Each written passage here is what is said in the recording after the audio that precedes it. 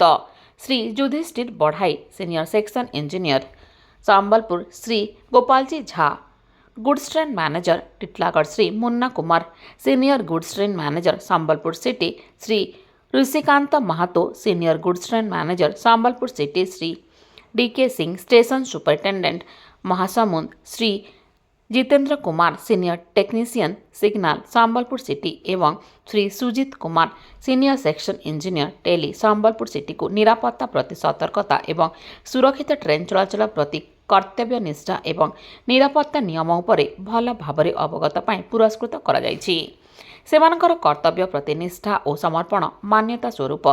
मंडल rail प्रबंधक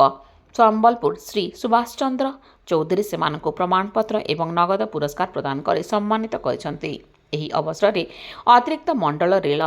प्रबंधक संबलपुर श्री मनजीत सिंह सनसनवाल, वरिष्ठ मंडल जंत्री श्री तत्वदर्शी साहू, वरिष्ठ मंडल परिचालना प्रबंधक Shri Akhilesh Tripathi, senior divisional signal एवं टेलीकॉम इंजीनियर श्री प्रभात कुमार, वरिष्ठ मंडल निरापत्ता अधिकारी श्री संबित स्वरूप नायक एवं अन्य शाखा अधिकारी माने उपस्थित थिले।